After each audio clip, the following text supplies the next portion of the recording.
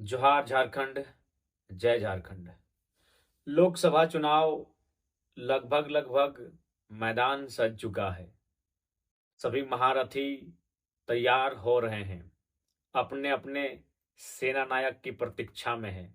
सब अपने अपने नाम की घोषणा होने का इंतजार कर रहे हैं। तो खैर, जिस लोकसभा सीट से मेरे आने की संभावना थी, उस संभावना को अब मैं पूर्णतः आश्वस्त करने जा रहा हूं कि हमारी एंट्री झारखंड राज्य के पहाड़ों से घिरे हुए भौगोलिक दृष्टिकोण से एक सुंदर, बेहतरीन, शानदार लोकसभा गिरिडीह लोकसभा से होने जा रही है।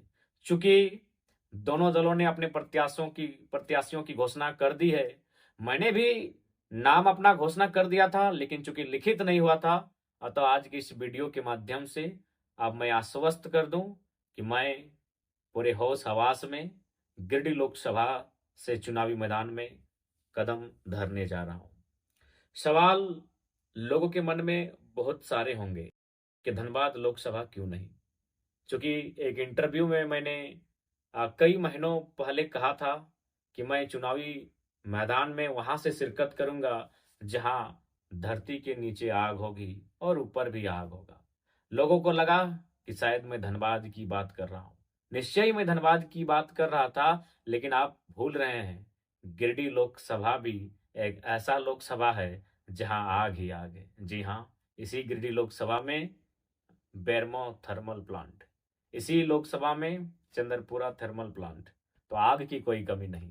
इसी लोकसभा में बेरमो और बागमारा नाम के दो विधानसभा जो कोयले से परिपूर्ण है। तो खैर, वह आग ही आग की बात तो गिरिडीह लोकसभा में भी है। अब एक सवाल ये कि धनबाद के स्थान पर गिरिडीह क्यों? क्योंकि मैंने बार बार कहा और आज इस वीडियो को बनाते समय भी कह रहा हूं कि मेरा दिल आज भी धनबाद लोकसभा को प्रीफर करता है। लेकिन चूंकि मेरा मानना है कि मेरा बूथ सबसे मजबूत, अतः जिस बूथ में मेरा नाम है, मैं वहां से चुनावी मैदान में आऊंगा। जिस मतदाता सूची में जहां से मेरा नाम है, उस लोकसभा से मैं आना पसंद करूंगा। तो जी हाँ, मैं खुद को पहले अपना खुद का वोट दूं, मैं उस लोकसभा से आना पसंद करूंगा। तो जी हाँ, मेरा लोकसभा गिरिडीह है। गिरिडीह लोकसभा के टुंडी विधानसभा अंतर्गत तोपचांची प्रखंड के चित्तरपुर पंचायत अंतर्गत मानटांड के गांव में मेरा मतदाता सूची में नाम है। अतः गिरिडीह लोकसभा चुनावी मैदान में मेरी आने की तैयारी हो चुकी है और निश्चय ही आपके आशीर्वाद को लेकर गिरिडीह लोकसभा के चुनावी समर में मैं उतरने जा रहा हूं। आप सभी से आशीर्वाद की अपेक्षा रखता हूं। चूंकि 2 सालों से निरंतर लगातार हम सभी ने संघर्ष किया। उस संघर्ष की बदौलत झारखंड में अपनी एक पहचान बनी और झारखंड वासियों को एक नई उम्मीद की किरण जगाने का भी हम लोगों ने कार्य किया। अतः अभिलाषा रखते हैं कि गिरिडीह लोकसभा के जनता जनार्दन भरपूर आशीर्वाद देंगे और अपने इस छोटे से नन्हे से भाई को, बेटे को दिल्ली की राजधानी में दस्तक देने के लिए वहां तक पहुंचाने का कार्य करेंगे। सवाल ये भी आता है कि लोकसभा का चुनाव क्यों? बहुत सारे लोगों के जहन में ये बात आती है कि आप तो राज्य के मुद्दों के साथ आए थे, राज्य का विधानसभा का चुनाव लड़ना था, आप लोगों को सरकार में आने का प्रयास करना था, तो फिर दिल्ली जाने की तैयारी क्यों? तो मैं स्पष्ट करना चाहूंगा कि दिल्ली जाने की तैयारी आखिर क्यों हुई। जिस कमरे में मैं बैठा हूं, इसी कमरे में लगभग ठीक पीछे, चूंकि कैमरा में अभी पॉसिबल नहीं, हम लोग कैमरा को पीछे करेंगे, वहां नहीं करने से भी 700-800 लोगों की समस्याओं का एक बक्सा तैयार हो चुका है। वो समस्याएं हैं जमीन की, वो समस्याएं हैं कल कारखानों में कंपनियों के द्वारा जमीन लिए जाने की, वो समस्याएं हैं बीसीसीएल सीसीएल के द्वारा भूमि अधिग्रहण करने की। तो उन समस्याओं का समाधान कहीं ना कहीं दिल्ली में है। उन समस्याओं का समाधान कहीं ना कहीं देश की राजधानी में है। इसलिए लोकसभा का चुनाव भी अत्यंत आवश्यक है कि नए युवा पीढ़ी दिल्ली में जाएं, अपनी दस्तक दें और अपने विचारों को वहां रखे, डंके की चोट पर रखे। दोनों प्रत्याशी आ चुके हैं, लेकिन मैं यही कहना चाहूंगा इनका राजनीतिक जीवन किसी का 15 वर्षों का है, किसी का 20 वर्षों का है। इन्होंने कितना सदन में जनता के मुद्दों को रखा, उठाने का कार्य किया। पेपर लीक पर इन्होंने कितना बात किया, किसान मजदूरों के हालात पर कितना बात किया, ये आपसे छुपा नहीं है।